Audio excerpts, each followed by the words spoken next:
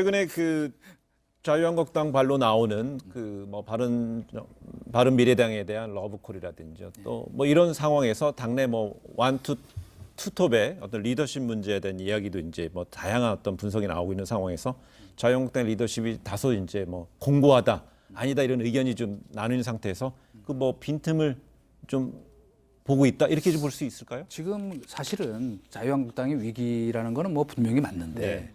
한 가지 이제 그게 바로 딜레마죠. 그러니까 이 지금 황교안 체제를 떠받치고 있는 게 어쨌든 지금 85명 가까이 되는 거의 현역 의원의 70%를 넘는 네. 그 친박 그룹이거든요.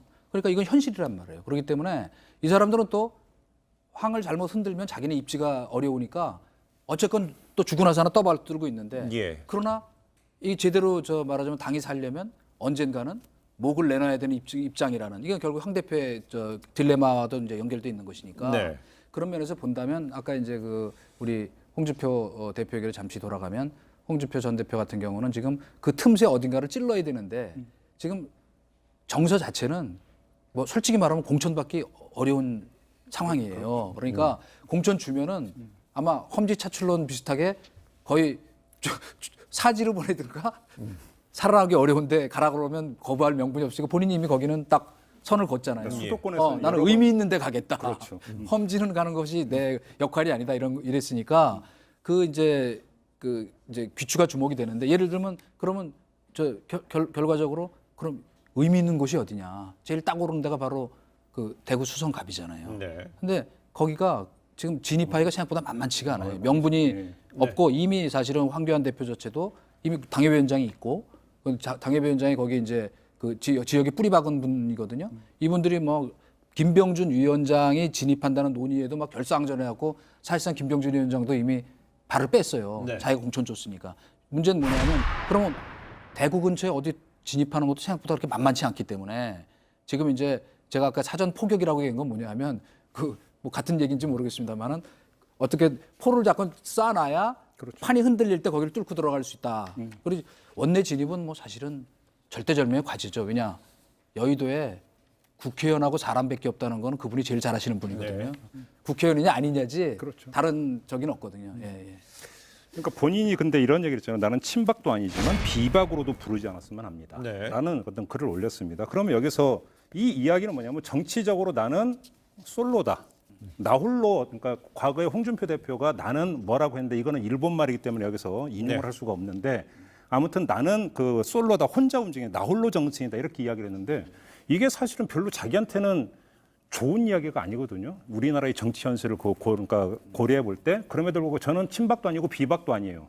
지금 예를 들어서 보수 통합이 그러니까 운이되고 있는 상황에서 네. 실제로 그게 될지는 둘째치고 그런데 여기서 바로 이게 있는 거죠. 보수 통합이 운이되고 있는 상황에서 저는 친박도 아니고 비박도 아니에요라는 얘기는 오히려 그것이 만약에 보수 통합이 조금이라도 만약에 시동이 걸린다라고 한다면 자기의 어떤 그 정책 스탠스와 네. 정책 포지션이 오히려 득이 될 수 있다라고 하는 것도 밑자락도 깔고 있는 부분이 있다. 네. 무슨 이야기냐면 그렇게 된다면 만약에 정말로 그 큰 틀에서 보수 통합이 된다면 친박과 비박 간의 알력과 갈등과 줄다리기와 지분 싸움이라고 하는 것들은 불을 부듯 뻔할 텐데 거기서 일정하게 자기가 조정자 역할을 할 수 있다라고 하는 네. 어떤 이런 것까지도 사실은 깔고 있는 게 아니냐. 근데 이제 그거는 제가 볼 때는 그러니까 제 3자가 볼 때 옳다 그러다가 아니라 본인은 그렇게 큰 그림을 그리고 있는데 본인의 정책 위상과 주변 여의도 정치인들이 친박이나 비박이 정말 그렇게 인정해 주느냐는 전혀 별개의 문제다.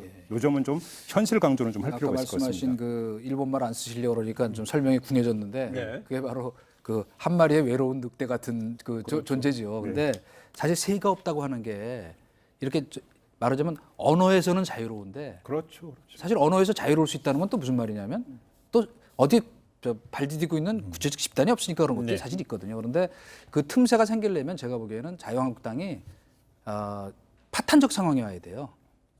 그래야만 틈새가 열리는데 그냥 뭐 이분이 또 원래 뭐 조종자로서 능숙한 그거는 좀 분이라기보다는 그건 아니죠. 이분은 투쟁하는 분이거든요. 그러니까 혼자 칼 들고 가서 그 쾌도난마처럼 그 숲을 헤쳐가야 되는 분이기 때문에 그런 상황이 올지.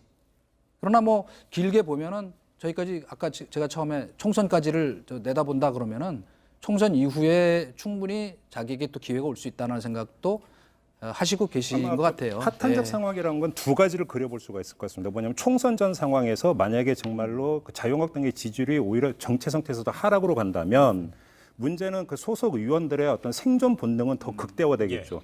이런 상황에서 아노미 상태가 오면서 황교안 체제가 무너지는 상황 하나. 그다음에 또 한 가지는 총선까지 황교안 체제가 가는데 문제는 총선에서 누가 보더라도 명백한 완패가 되면서 황교안 체제가 또 붕괴되는 상황.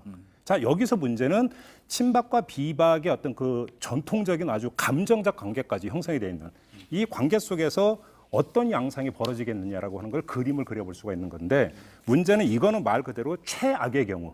그러니까 그냥 시나리오에서 최악의 경우에서 어떤 상정이 될 수 있는 부분이고 근데 사실 홍준표 전 대표 입장에서 이런 최악의 상황이 연출되지 않고서는 사실은 자신이 하나의 어떤 리더로서 다시 정치적 위상을 확보하기는 쉽지가 않다. 이 점은 좀 맞는 것 같습니다. 좀 전에 이준 수석이 그 파탄적 상황이라는 표현을 썼기 때문에 저희가 이제 그 얘기 연장선에 얘기하고 있지만은요. 지금 자유한국당 내에서 본다면은요. 최근에 그 일본의 경제적 도발 국면에서 충분히 국민 여론의 등을 업고 충분히 파이팅하고 있다, 선전하고 있다는 내부 판단도 분명히 있을 수 있잖아요. 그런 상황에서 보수 대통합이라는 이야기가 뭐 정치적 구도를 봐서 제안한 것일 수도 있지만은요. 차기 총선을 앞두고 선점하기 위해서 그런 메시지를 띄웠다고 본다면 그 자유한국당 내에서는 그 보수 대통합 측면에서 그 홍준표 전 대표에 대해서 분명히 러브콜을 보낼 가능성 배제할 수는 없는 거잖아요. 물론이죠. 근데 사실은 이제 저희가 여러 차례 그 이 코너에서도 얘기를 한 것처럼 사실 자유한국당의 과제는